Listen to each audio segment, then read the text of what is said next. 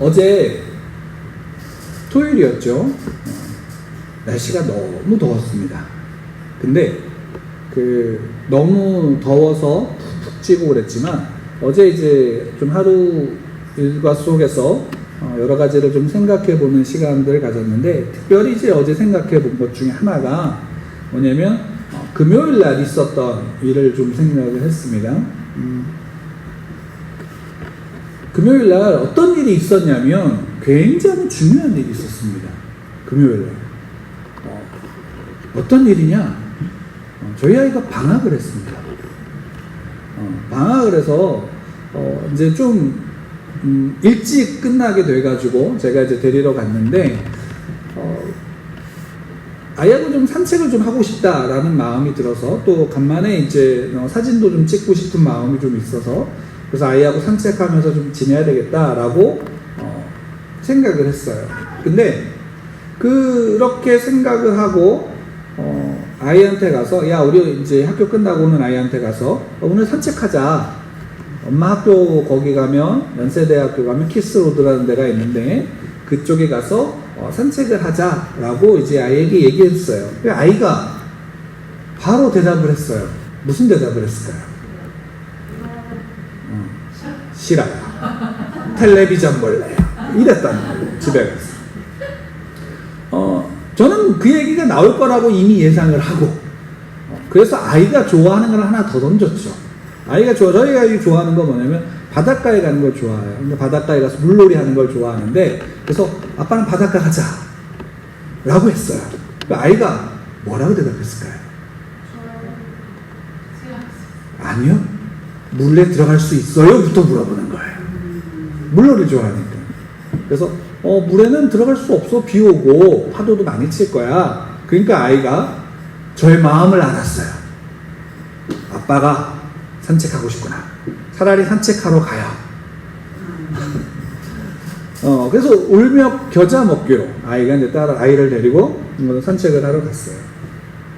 연세대학교에 이제 좋은 길이 있어서 거기를 가고 우산을 쓰고, 비가 이제 금요일엔 비가 왔으니까 우산을 쓰고 갔는데, 가면서 저는 개인적으로 굉장히 행복했어요. 뭐냐면 너무 깨끗한 거죠, 그 길이.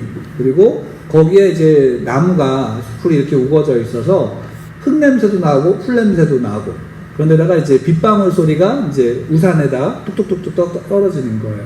거기에 아이가 한마디를 더 던졌어요. 뭐냐면 빗방울이 우산에 떨어지는 게 그 소리가 음악 소리 같아요 라고 얘기하는 거예요. 아이도 기뻐하는 줄 알고, 그래서 사진도 열심히 찍고, 그래서 찍었어요. 그래서 이제 쭉 가서 그 끝까지 이렇게 가려고 이렇게 갔는데, 한 3분의 1 좀 지나고 한 절반 정도 가고 나서부터 아이에게 말이, 신발에 모래 들어갔어요.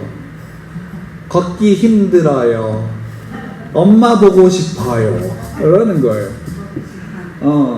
왜냐면 이제 거기 엄마 일하는 근처니까 엄마 보고 싶어요. 막 이렇게 해서 칭얼칭얼 되는 거예요. 순간 속으로 어떤 마음이 올라왔을까요? 기쁘다, 행복하다 할까요? 이놈의 애가 올라왔을까요? 왜 이제 이놈이라고 올라오는 거죠, 속에서. 사마 입으로 표현하면 이놈의 이 이렇게 나오는 거죠. 그래서 이제 아이 신발도 털어주고, 그리고 거기 앞에 가서 이제 그래도 어떻게 이제 데리고 이렇게 갔다가 잘 갔다가 왔어요. 근데 그 시간이 저한테 개인적으로 너무 좋았던 시간 중에 하나는 뭐냐면, 아이하고 함께 그 시간도 있지만, 비가 오는 날, 우리가 보통 비가 오는 날은 그 비가 오는 날에 대한 기분이 좋아요? 아니면 좀 우중충해요? 우중충, 아주 우울하죠? 이게 보통 사람의 마음이고 감정이에요. 근데 걸어가면서 아이가 무심코 던진 그 한 말의 감성, 빗방울 떨어지는 게 음악 소리 같아요 라는 말과, 또 비가 오면서 거기가 굉장히 깨끗하고 선명해져요. 그러니까 거기에 녹색이 많은데, 풀들이 자라고 나무가 있으니까 녹색이 많은데, 녹색이 너무 아름다운 거예요. 사진으로 찍었는데 굉장히 이쁘게 잘 나왔어요. 색이 굉장히 이쁘게 잘 나오는데, 너무 그런 부분들이 뭐냐면 좋은 거죠. 근데 그런 것 가지고 우리가 행복을 느끼면서 하나님을 느낀다면 그 하나님은 얼마나 저에게 정말로 특별한 은혜를 저에게 주신 거예요. 여러분 믿으시나요? 예, 그 정말로 특별한 은혜를 주시는 거예요. 근데 만약에 여러분들 한번 생각해 보세요. 그러한 일상에서 정말로 어떻게 보면 별것 아닌 것 속에서 느끼는 그 은혜가 클까요? 아니면 정말 큰 집회, 한 10,000명 되는 사람들이 모여서 외국의 유명한 목사님들이 오셔서 설교를 하고 강의를 하고, 그래서 모든 사람이 그 잘 준비된 음악과 그리고 찬양과 예배를 통해서 모든 사람들이 그 속에서 아우러지면서 신나게 하나님을 찬양하고, 또 정말로 훌륭한 목사님들이 전하는 말씀을 듣고 받는 그 속에서, 그래서 어떤 특별한 장소에서 특별하게 우리가 이제 식으로 표현하는 부흥회 같은 그러한 자리에서 받는 은혜가 클까요? 아니면 앞에서 제가 말씀드렸던 정말로 그냥 산책하면서 느끼는 그 하나님의 은혜가 클까요? 아니면 그 특별한 장소에서 누리는 그 은혜가 클까요? 여러분 어떤 은혜가 클까요? 정말인가요? 저희 교회는 저희를 닮았는데 솔직히 말씀드리면 어떤 은혜가 크다라고 말할 수는 없어요. 왜냐하면 그 장소와 그 환경 속에서 그 사람에게, 달리 말할게요, 나에게 주시는 은혜가 가장 큰 거예요. 이해가 되시나요? 내가 그 집회, 큰 집회에 가서 그 자리에 있으면 그 자리에서 하나님이 저에게 주시는 은혜는 큰 거예요. 작은 게 아니죠. 근데 제가 일상에서 산책하면서 느낄 수 있는 하나님의 손길 또한 그 은혜는 작은 게 아니에요. 그 은혜는 또한 저에게 굉장히 큰 은혜인 거예요. 뭐가 있기 때문에? 그 속에 뭐가 있기 때문일까요? 그 속에 하나님의 손길이 있기 때문인 거죠. 그리고 속에서 하나님의 인도하심이 있기 때문인 거죠. 그 속에서 하나님이 나와 함께 하심이 내 안에 믿음으로 고백되어지기 때문인 거죠. 우리는 무엇을 더 크냐 작냐라는 것으로 우리가 판가름할 때가 많아요, 적어요. 많아요. 무엇인가 내 기준을 가지고, 내가 받은 걸 가지고, 그것을 가지고 더 큰 은혜? 좀 작은 은혜? 이런 식으로 판단할 때가 우리는 너무나도 많다는 거예요. 근데 여러분, 제가 책을 하나 읽으면서 그 책에 이런 이야기가 있어요. 여러분, 먼지가 뭔가요? 먼지. 오늘 제목과도 관련되어 있어요. 먼지가 뭔가요? 먼지. 그냥 잘못된 미세먼지? 우리가 보통 먼지라 그러면 집안에 날아다니는 조그만 이제 먼지들, 꾸러미들 또는 흙들 이런 걸 우리가 보통 먼지라 그러는데, 제가 읽은 그 책에 먼지를 이렇게 정의했어요. 어떻게 정의했냐면, 먼지는 잘못된 곳에 놓인 것. 잘못된 곳에 놓인 것. 달리 얘기하면, 저희 아이가 바다에 가면 좋아하는데, 바다에 가면 뭐가 있어요? 해변이 있죠. 그리고 파도가 있죠. 그 모래가 있어요. 햇빛이 쨍쨍 비치는 그날, 그 햇빛의 따사로움을 머금은 모래, 그래서 햇빛에 반짝이는 모래는, 길게 뻗어있는 그 해변의 모래는 아름다워요? 아니면 지저분해요? 아름다워요. 그런데다 거기에는 뭐가 있냐면 시원함까지 있어요. 파도가 쳐서 그 파도가 모래 속으로 스며들면 그 모래는 시원해요. 그러니까 그 해변에 있는 모래는 아름답고요, 아름다우면서도 뭐냐면 여유로움을 느끼게 해요. 근데 그 모래가 집안에 있으면 어떻게 돼요? 그거는 아름다움이 아니라 스트레스가 되는 거예요. 고통이 되는 거예요. 슬픔이 되는 거예요. 그렇죠? 예, 우리가 잘못된 것, 어떤 먼지라는 게 어떤 떠다니는 어떤 그런 작은 것들만이 아니라 있어야 될 곳에 있지 않고 잘못된 곳에 놓여진 그 모든 것들은 다 뭐예요? 먼지일 뿐인 거예요. 먼지일 뿐인 거예요. 우리의 삶에도 마찬가지예요. 죄라는 것도 마찬가지예요. 죄는 우리의 삶에 원래 있어야 되는 거예요? 없어야 되는 거예요? 없어야 되는 거예요. 죄는 우리의 삶에, 우리의 인생에 잘못 놓여진 것이에요. 죄는 그러니까 먼지와도 같은 거예요. 필요 있어요? 없어요? 필요 없는 거예요. 그 먼지가 집에 가득하면 그 집은 어떻게 해야 돼요? 청소해야 되잖아요. 치워야 되잖아요. 그래야지 그 집이 깨끗해지고, 그래야지 그 집에 들어가면 건강해질 수 있는 거예요. 마찬가지예요. 우리의 삶의 죄도 마찬가지예요. 죄는 우리의 삶에 잘못 놓여져 있는 거예요. 원래는 있으면 안 될 것들이란 말이에요. 그 죄가 우리의 삶에 있기 때문에 우리의 삶은 어때요? 아름다워요? 아니면은 비참해지는 거예요.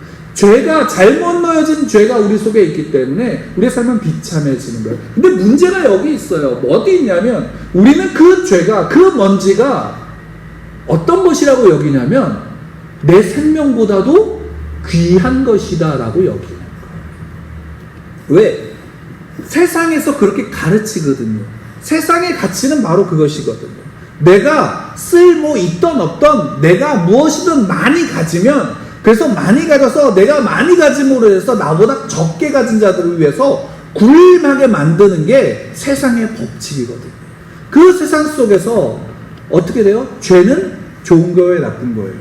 좋은 거가 되는 거죠. 그러니까 우리는 마치 죄가 아름다운 것인 것처럼 착각을 하고 그 죄 가운데 머물며 살아가게 되어지는 거예요. 그 잘못 놓인 것, 그 죄에 대한 문제가 우리한테 해결되지 않으면 우리의 인생은 바뀔 수 있어요, 없어요? 바뀔 수가 없는 거예요. 바뀔 수가 없는 거예요. 바뀔 수가 없는 거죠. 여러분, 하나님이 우리가 가장 잘 아는 믿음의 조상이 누구예요? 아브라함이죠. 그 아브라함과 약속을 하셨어요. 아브라함과 약속해요. 그 창세기 12장에 나오는데 그 하나님이 아브라함과 약속하신 약속은 결국 한 단어로, 한 문장으로 말할 수 있으면 무엇이냐면 내가 너로 큰 민족이 되게 하고 또 뭐가 되게 하냐면 복의 근원이 되게 할 거야 라고 하나님이 약속하신 거예요. 이 약속은 누구하고 한 거예요? 아브라함하고 한 거예요. 그러면 이 약속은 아브라함 개인에게만 유효한 걸까요? 아니면 아브라함으로부터는 모든 후손에게도 유효한 걸까요? 아브라함부터 오는 모든 후손들에게도 그 약속은 어떻게 되는 거예요? 이어지는 거예요. 이어지는 거예요. 근데 여기서 또 재밌는 거 한 가지가 뭐냐면 아브라함 개인과 아브라함 그 개인의 후손들하고만 약속한 걸까요? 아니면 모든 인류하고 하신 약속일까요? 예, 여기서 좀 착각이 되는 거죠. 근데 여기 재밌는 거는 뭐냐면 하나님이 아브라함에게 뭐라고 하냐? 너는 복의 근원이 될 거야 라고 말씀하셨는데 그 복의 근원이 뭐냐면 이거예요. 너로 말미암아 모든 민족이 복을 받을 거라고 하셨어요. 이해가 되세요? 너로 말미암아 이 땅에 있는 모든 민족이 복을 받을 거라는 거예요. 그러면 그 약속은 단순하게 아브라함과 아브라함 가문에게만 하신 것이 아니라 모든 인류에게 하신 하나님의 약속인 거예요. 그렇기 때문에 사도 바울이 그 약속을 통해서 이방인들도 누구의 후손이라고 보는 거예요? 영적인 아브라함의 후손이라고 보는 거예요. 우리도 마찬가지예요. 그것이 인정이 되지 않으면 우리는 아브라함의 복을 우리가 받을 수 있어요, 없어요? 받을 수 없어요. 아브라함의 복은 우리의 복이에요. 나의 복이에요. 왜? 우리가 단순히 육적인 후손뿐만이 아니라 어떤 후손이에요? 영적인 후손이거든요. 영적인 자손이거든요. 아브라함의 자손들인 거예요. 그렇기 때문에 아브라함의 복도 우리가 누릴 수 있게 되어지는 거예요. 여러분, 아브라함이 복의 근원이 되면 여러분들도 복의 근원이 되시는 거예요. 다만 그 속에서 우리가 더욱더 붙잡아야 되는 것이 뭐냐면 하나님의 복이 아브라함을 통해서 이 땅 가운데 모든 하나님의 자녀들, 하나님의 백성들과 하신 약속이라면 그 약속은 누구의 법칙 아래 있는 거예요? 하나님의 법칙 아래 있는 거예요. 세상에 하나님이 아닌, 하나님이 없다라고 말하는 세상 속에서 그 법칙은 어떻게 되는 거예요? 상관이 없게 되는 거예요. 오직 누구하고의 관계 속에서? 하나님과의 관계 속에서만 형성이 되는 거예요. 우리가 이것을 알지 못하면 하나님의 복이 우리 가운데 누릴 수 없게 되는 거예요. 오늘 말씀을 보면 예수님께서 한 사람을 찾아가요. 한 사람을 찾아가는데 그 곳이 어디냐면 여리고라고 하는 성을 이야기해요. 여리고성이라는 곳이에요. 그 여리고성을 예수님이 들어가셨는데 거기에서 한 사람을 만나는 거예요. 근데 이 사람과 만나는 과정이 참으로 재미있어요. 예수님이 여리고성에 들어가시기 전에 또 한 사람을 만나요. 누구냐면 우리가 바디메오라고 하는 소경이에요. 이 사람도 앞을 보지 못해요. 근데 이 사람이 예수님이 지나간다는 소식을 듣고 어떻게 했냐면 소리를 쳐요. 다윗의 자손이여 나를 불쌍히 여겨주십시오 라고 소리를 질러요. 그러니까 예수님을 따라가는 제자들이나 또는 다른 사람들이 이 앞을 보지 못하는 이 바디모에게 뭐라 그래요? 질책해요. 야 조용히 좀 해. 예수님 지나가잖아. 조용히 좀 해. 라고 질책해요. 근데 이 사람이 어떻게 하냐면 그에 굴하지 않고 더 크게 소리쳐. 다윗의 자손 예수여 나를 불쌍히 여겨주십시오 라고 더 크게 소리쳐요. 결국 예수님이 어떻게 하시냐면 그 사람을 찾아가요. 그리고 너 내게 무엇을 원하냐? 라고 예수님이 물어요. 이 사람이 뭐라고 얘기할까요? 앞을 보지 못하는. 그래서 예수님을 할 때 정말로 나를 좀 봐주십시오 라고 다윗의 자손이라고 이야기한 이 사람에게 예수님이 너 뭐 원하니? 그러니까 이 사람이 뭘 원해요?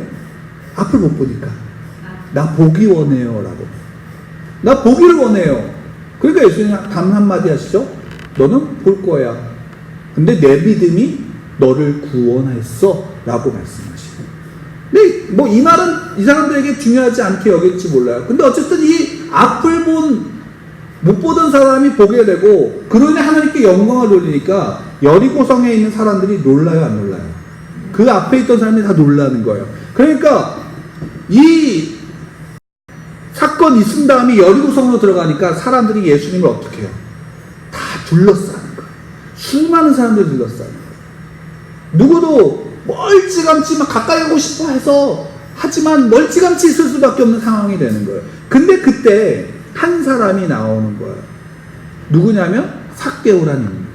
근데 이 인물의 특징이 있어요. 크게 두 가지를 볼 수 있는데 하나는 뭐냐면 이 사람이 키가 작아요. 키가 작아요. 그러니까 키가 난장인지 아니면 보통 사람보다 조금 작은 건지는 모르지만 어쨌든 성경에 뭐라면 키가 작은 사람이라고 나와요. 그래서 이 사람이 예수님에 대한 소문을 듣고 호기심이 난 건지 정말 만나고 싶은 건지 모르지만 예수님에 대한 소문을 듣고 얼굴에도 한번 봐야지 하고 갔는데 볼 수 있어요? 없어요? 없는 거예요. 그러니까 어떻게 해요? 야 내가 한번 좀 봐야지. 예수님이 가는 길을 한번 잘 본 거예요. 계산해 본 거예요. 그러니까 저쪽으로 갈 것 같은데 저기 마침 나무가 하나 있어. 그러니까 이 중년이 넘은 이 아저씨가 어떻게 해요? 체면 불구하고 어디 오면 나무 위로 올라가는 거예요. 예수님 얼굴 한번 보려고. 근데 여기 재밌는 게 뭐냐면 이 사람이 키가 작다라는 의미가 유대인들에게는 좀 커요. 그러니까 적어도 뭐냐면 키가 작다라는 것 때문에 하나님이 저주받았어 라는 말은 듣지 않아도 키가 작다는 것 때문에 어떻게 될 수 있어요? 우리도 보통 애들이 너무 키가 작으면 학교에서 어떻게 해요? 친구들이 놀리죠. 그리고 어른들은 걱정해요? 안 걱정해요? 하잖아요. 애 너무 작아. 나중에 다 클 건데도 불구하고 걱정하잖아요. 그래 사람들이 앞에 그런 일반적인 무시를 당할 수 있는 처지인 거예요. 그러니까 달리 말한다면 키가 작다라는 것 속에서 어떤 의미를 내포하고 있냐면 별 볼 일 없는 사람이라는 거예요. 별 볼 일 없는 사람. 근데 그 사람이 나무에 올라갔어요. 사람들이 뭐 쳐다보고 아이고 뭐 손을 끝끝 찰 수도 있죠. 근데 그럼에도 불구하고 그 사람은 거기에 올라가서 예수님을 만나기 위해서 갔어요. 근데 이 사람의 특징이 키가 작은 것 말고 또 하나가 더 있어요. 오늘 성경에 보면 그 사람에 대해서 이렇게 얘기해요. 세리장 그리고 부자라고 얘기를 해요. 직업인가 세리인 거예요. 근데 그것도 세리도 보통 세리가 아니라 세리장이에요. 그러니까 세리라는 게 여러분들 기억하실지 모르겠지만 세리라는 게 이스라엘 사람들에게 있어서 어떤 의미냐면 죄인들하고 똑같은 의미예요. 경건한 유대인들은 세리하고 같은 상에서 밥을 안 먹어요. 왜? 저하고 같이 먹으면 나도 죄인이라고 취급받기 때문에 밥을 안 먹어요. 그런데다가 이 사람이 부자라는 건 그 세리로 동족의 같은 유대인들의 고혈을 빨아먹은 거예요. 소위 말한다면. 그게 세리예요. 그런데 이 사람은 뭐냐면 세리 중에서도 세리장이야. 그 지역에 있는 세리들 중에 대장인 거예요. 그러니까 사람들이 더 이 삭개오라는 사람을 좋게 볼까요? 나쁘게 볼까요? 우리식으로 표현한다면 나라 팔아먹은 매국노인 거예요. 그 매국노를 무시하고 그리고 그 매국노와 함께 하지 않은 것, 유대인들이란 다 그렇게 하는 거예요. 모든 유대인들이 그렇게 해요. 더군다나 경건한 랍비들은 함께 할까요, 안 할까요? 함께 하자. 상종도 하잖아요. 상종도 하잖아요. 만약에 세리가 있으면 경건한 랍비들은, 그러니까 경건한 유대인들의 스승들은, 선생들은 아마 그들에게 피해갈 거예요. 그 정도인데, 제가 왜 이것을 말씀드리냐면, 여기 예수님이 어떻게 하시냐면, 예수님이 유명하잖아요. 바로 직전에 누구를 치료했어요? 앞을 보지 못했던 사람을 치료했잖아요. 그 사람들이 다 존경하면서, 야, 저 사람은 메시아야, 하나님이 우리에게 보내신 우리를 구원할 자야 라고 흥분하면서 쫓아다니고 보면서 칭송하고 있는 상황인 거예요. 그럼 그 예수님이 길을 가다가 나무에 있는 이 삭개오를 바라보면서, 아니 원래도 글로 가면 돼요, 안 돼요? 원래도 글로 가면 안 되는 거예요. 왜? 거기 세리가 있으니까, 죄인이 있으니까. 근데 그래요, 예수님 삭개오 몰랐을 수도 있다라고 쳐요. 그죠? 삭개오 예수님이 유대인에 있는 모든 사람을 다 알 수는 없잖아요. 그러니까 몰랐을 수 있어요. 그러니까 이상한 나무에 이상한 사람이 있네? 라고 하면서 지나갈 수는 있어요. 그럼 사람들한테 물어볼 수도 있죠. 야, 저 사람 누구야? 세리예요. 이 지역의 세리장이에요. 그러면 그래? 인상 쓰면서 돌아갈 수도 있는 거잖아요. 근데 예수님은, 분명히 예수님은 뭐냐면 이 사람이 세리인 걸 알아야 몰라요? 성경을 보면 알아요. 왜냐하면 예수님이 먼저 가서 그의 이름을 불러요. 삭개오야 라고 불러요. 예수님이 이미 알고 계신 거예요. 그의 직장이 어떤 곳인지, 그가 어떤 일을 하는지 이미 다 알고 계신 거예요. 그래도 직접적으로 일부러 그에게 찾아가신 거예요. 그리고 말씀하시는 거죠. 뭐라고 말씀하시냐면, 내가 오늘 너네 집에 가야 되겠다라는 거예요. 나 오늘 너네 집에서 하룻밤 자야 되겠다라는 거예요. 삭개오에게 있어서는 어떤 의미일까요?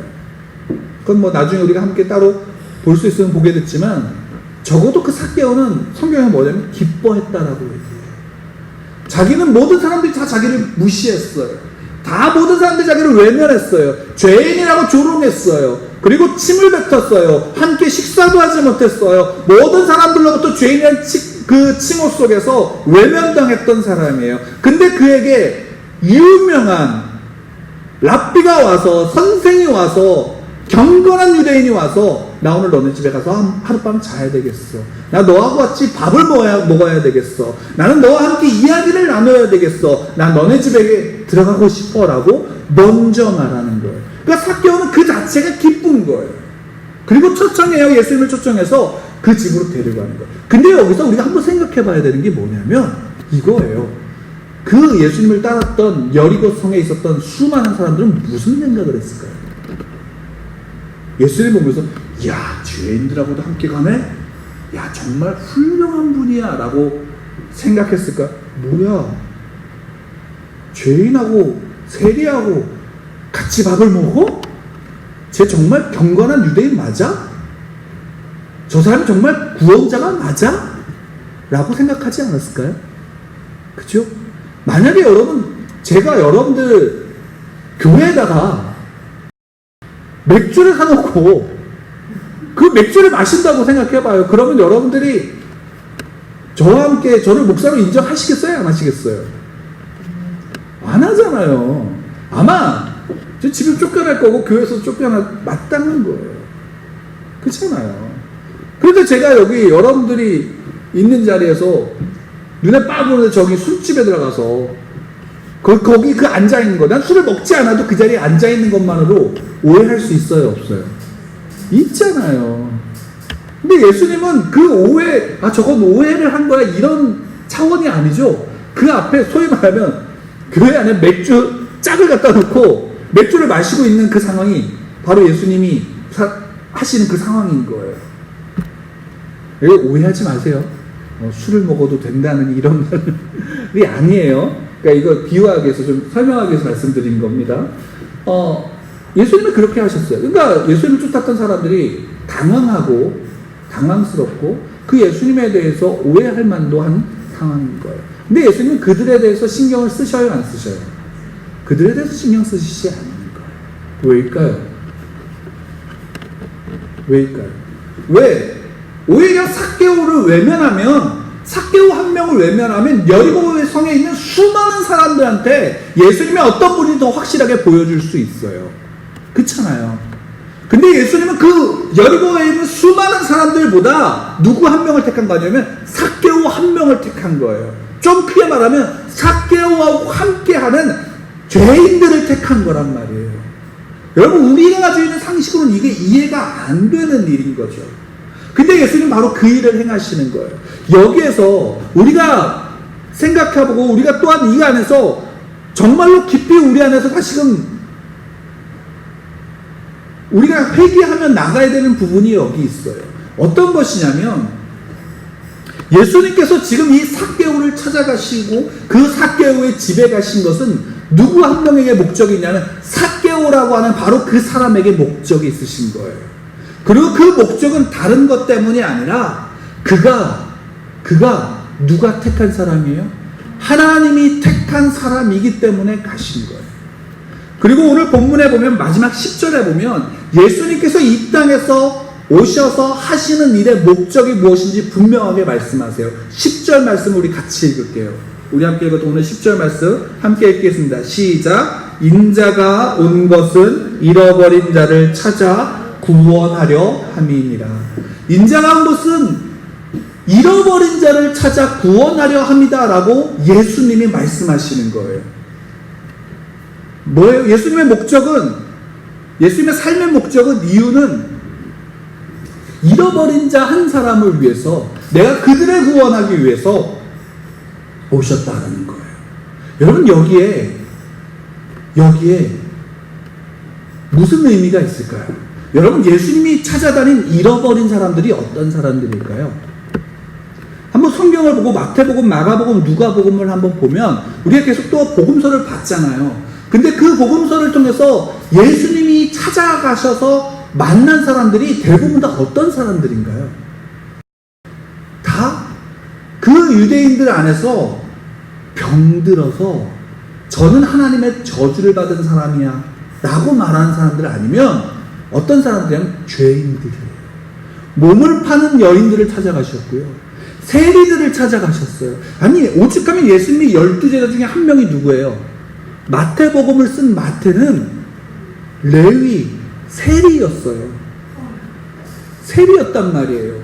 그 세리를 찾아가신 거예요. 예수님은 잃어버린 자를 위해서 이 땅에 오셨다라고 말씀하셨고 그들을 구원하기 위해서 오셨다라고 말씀하시는데, 그래서 예수님이 찾아간 잃어버린 자는 누구냐면 유대인들 중에 경건한 사람, 유대인들 중에 하나님을 잘 믿는다라고 하는 사람, 유대인들 중에서 율법을 잘 지킨다라고 하는 사람이 아니라 그 사람들 중에서 정말로 자신을 죄인으로 인정하고 정말로 그 주님 앞에서 자신의 가슴을 치는 자들, 그래서 모든 사람들로부터 외면받고 조롱당한 사람들을 향해서 예수님은 찾아가셨다라는 사실이에요. 그것은 무엇이냐면, 여기에서 중요한 사실을 우리에게 말씀하시는 게 뭐냐면, 그들은 하나님 앞에서 구원받을 만한 가치가 있었던 사람들이 아니라 그들은 그 하나님 앞에서 자기 스스로도 나는 죄인이라는 것을 인정하고 버림받았다라는 사실을 인정하고 자신들 그 삶 속에서 오직 하나님의 은혜가 아니면 살아갈 수 없는 자들을 향해서 예수님은 찾아가신 거예요. 그럼 달리 말한다면 그 예수님 옆에서 예수님이 기적을 행할 때 그 옆에서 예수님을 칭송했던 다른 많은 유대인들, 예수님을 따랐다라고 하는 많은 유대인들, 근데 그들에게 왜 예수님 한 명 한 명 찾아가지 않으셨을까요? 왜 바리새인들에게 찾아가지 않으셨을까요? 이유는 간단해요. 우리가 앞에서 누가복음 18장에서 우리가 함께 봤지만 예수님이 한 비유로서 말씀하신 게 있어요. 두 사람이 성전에 들어가요. 뭘 하기 위해서냐면 기도하기 위해서 들어가요. 근데 그 두 사람이 어떤 사람이에요? 한 사람은 바리새인이고 한 사람은 세리예요. 한 사람은 바리새인이고 한 사람은 세리예요. 그 바리새인이 들어가서 기도를 해요. 어떻게 기도하냐? 이렇게 기도해요. 자기를 의롭다고 믿고 다른 사람을 멸시하는 자들에게 이 비유로 말씀하시되,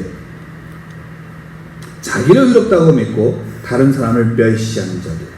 그래서 바리새인이 서서 따로 기도하여 이르되 하나님이여 나는 다른 사람들 곧 토색, 불의, 간음하는 자들과 같지 아니하고 이 세리와도 같지 않음을 감사하나이다. 나는 일주일에 2번씩 금식하고요. 나는 11조도 꼬박꼬박 드리고 있어요. 나는 저 세리와 같지 않아요. 그래서 감사합니다 라고. 세리는 어떻게 기도할까요? 서지도 못하고요. 구석에 쪼그리고 앉아서 그냥 가슴을 치고 그러면서 이렇게 기도하죠.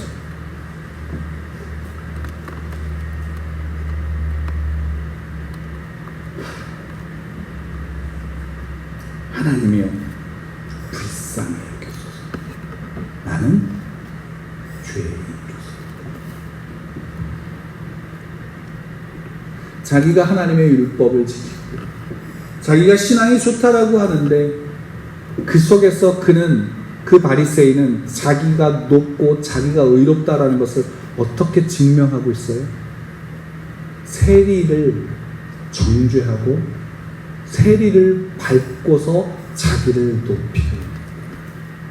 여러분, 이게 단순하게 한 비유로서 보여주는 거지만 이게 뭐냐면 세상 나라의 모습인 거예요. 하나님이 없는 세상 나라의 모습에서는 자기가 높아지는 건 어떻게 높아지냐면 누군가를 정죄하고 누군가를 배제하며 누군가를 밟고 자기를 높이지 않으면 자기의 정체성과 자기의 가치가 드러나지 않는 게 세상 나라예요. 근데 하나님의 나라는 어떤 나라일까요? 하나님의 나라는 오히려 반대인 거예요. 남을 밟고 정죄하는 게 아니라 그 안에 무엇이 담겨져 있냐면 사랑이 담겨져 있는 거예요. 그래서 예수님은 그 하나님의 택한 자들을 사랑하셔서 어떻게 하셨어요? 친히 그가 있는 자리로 가신 거예요. 누구의 집에? 삭개오의 집에 간 거예요. 왜? 삭개오는 스스로가 자기가 의인이라고 생각할까요? 죄인이라고 생각할까요? 삭개오는 스스로가 자기가 절대로 의인이라고 생각하지 않아요. 그는 스스로가 자기 자신을 죄인이라고 여길 뿐인 거예요.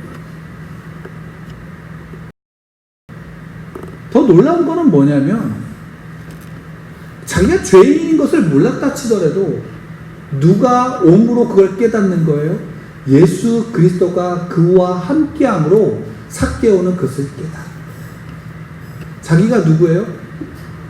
자기에게 찾아오신 예수 그리스도 그분 자체가 삭개오에게는 어떠가 되는 거예요? 은혜가 되는 거예요. 은혜가 되는 거예요. 그렇기에 그 자체가 예수님이 그의 집에 가셔서 그와 함께 먹고 그의 집에 거하심으로 인해서 삭개오는 자기 안에 있는 죄가 무엇인지 그 예수 그리스도께서 오심으로 그 안에서 보게 되어져요. 이게 바로 우리를 향해서 오신 예수 그리스도의 모습이에요. 여러분, 우리가 하나님 앞에서 무엇이 고백되지 않으면 우리는 은혜를 누릴 수 없냐면 내가 어떠한 존재인지를 알지 못하면 우리는 그 은혜를 누릴 수가 없어요. 이 땅의 그 삶 속에서 내가 아무리 큰 일을 한다 할지라도, 그래서 내가 아무리 부자가 된다 할지라도, 아무리 높은 지위에 있다 할지라도 내 안에 하나님이 없고 우리 안에 하나님이 나를 붙잡으시지 않는다면 우리의 그 삶은 결국 무엇으로 마침이 되냐면 두려움과 공포와 좌절과 죽음으로밖에 우리의 삶은 끝마치지 못한다라는 그 사실인 거예요. 아무리 그가 죄인이고 아무리 그가 세상에서 조롱받는다 할지라도 오히려 그 자리에 있었던 그 외면받고 버림받았던 바로 그에게 누가 가시냐면 하나님이 친히 다가가셔서 그의 손을 붙잡고 그의 집에 들어가셔서 그와 함께 먹고 마시겠다라고 예수님이 친히 오신 거예요. 누구를 위해서? 바로 그 한 사람을 위해서. 바로 그 한 사람을 위해서. 그래서 예수님께서 삭개오의 집에 가셨을 때 삭개오가 한 것은 무엇이냐면 예수님을 대접하면서 그가 바로 일어나서 한 것이 뭐냐면 자기의 전 재산을 팔아서 그 절반을 가난한 자들에게 나누어 주겠다라고 한 것이에요. 그리고 스스로가 고백할 때 내가 누군가를 토색했다면 누군가를 것으로 뺏었다면 내가 4배를 줘서 그에게 것을 갚겠다라고 그는 고백하고 있는 거예요. 여러분, 예수 그리스도를 만난 자의 삶이 어떠한가? 어떤 게 복이고 어떤 게 행복인가? 바로 그 삶 속에서 예수 그리스도가 함께함으로 인해서 그분의 손길을 느끼는 거예요. 그분이 어떤 기적을 베풀었기 때문에 그분이 예수 그리스도가 아니라 그분이 내 안에 찾아오심으로 그분이 예수 그리스도가 하나님이신 것을 믿고 그 앞에 반응할 수 있는 것이 은혜인 거예요. 그리고 그 안에서 그 반응은 결국 무엇으로 드러나냐면 자기의 옛 죄의 본성을 벗어버려요. 삭개오에게 있어서 돈은, 물질은 모든 것이에요. 키가 작은 그가 세리가 된 이유는 다른 것 때문이 아닐 거야. 아마 돈 때문에 그렇게 되었을 가능성이 높아요. 대부분의 세리들이. 결국 그 돈을 포기한다는 것, 자기의 모든 것을 포기하는 것과 마찬가지. 여러분, 우리가 전에도 봤지만 부자 청년이 예수님에게 와서 어떻게 하여야 구원을 얻습니까? 라고 요청했을 때 예수님이 뭐라고 말씀하셨어요? 그래, 너 다 지켰지? 아, 너 참 대단하구나. 근데 너한테 한 가지 부족한 거 있어. 네 재산을 팔고 가난한 자들에게 나누어 주고 나를 따라. 라고 예수님이 말씀하셨어요. 그 청년이 그 부자임으로 재산을 팔아 가난한 자들에게 나누어 주는 것에 대해서 고통스러워하면서 돌아갔다라고 성경은 기록하고 있어요. 여러분, 여러분들 삶 속에 예수 그리스도를 만남으로 그분이 우리 안에 있으므로 우리는 어떤 복의 근원이 될까요? 아브라함에게 하나님은 복의 근원이 될 것이다 라고 말씀하셨어요. 그리고 아브라함의 후손들에게 너희들은 이 땅의 복의 근원이 될 거라고 말씀하셨어요. 하나님의 약속인 거예요. 그 약속 속에서 우리는 무엇을 통해서 보냐면 예수 그리스도의 오늘 그 모습을 통해서 복이 무엇인지, 복의 근원이 무엇인지를 보는 거예요. 그분이 가신 것은 잃어버린 자에게 가신 거예요. 그리고 그 잃어버린 자에게 무엇을 하는 것이면 하나님이 어떤 분인지 예수 그리스도가 그 자리에서 그분이 그 안에 계심으로 나타내신 거예요. 어떤 기적을 나타내셔서가 아니라 그 자리에 그 삭개오와 함께하는 그것이 그에게 복이 되었던 것이에요. 여러분, 물론 우리가 저와 여러분들이 어떤 자리에 가서 누구를 찾아가서 누군가에게 무엇을 해야 된다라는 의미가 아니에요. 우리가 있는 자리에서 내가 있고 내가 살아가는 그 자리에서 내가 하나님의 사람이다라는 사실을 드러내는 거예요. 그리고 그 하나님의 사람이기 때문에 죄된 것들을 끊으려고 몸부림치는 그 속에서 하나님이 일하시는 것이다라는 사실입니다. 복음이 다른 것 속에 있는 게 아니라 내 삶에 나와 함께 하시는 그분의 손길 속에 그분을 느낄 수 있는 것이 우리에게 복음인 거고 우리에게 능력인 것입니다. 어떤 자리에 있나요? 내가 어떤 자리에 있는지, 어떤 곳에 있는지를 더 보고 그 속에서 내가 누구를 바라보느냐, 그리고 내가 가치가, 내 정체성이 어디에 있는지를 보는 것입니다. 그것이 하나님께서 우리에게 허락하신 복이고 기쁨. 그것을 누릴 때, 그것을 볼 때에 우리는 그 기쁨이 내 안에 실제적으로 드러나는 기쁨이 되는 것입니다. 그 은혜가 여러분들 가운데 있기를 간절히 축원합니다. 그 생명 가운데 여러분들이 서시기를 간절히 축원합니다. 제가 함께 기도하기로 합니다.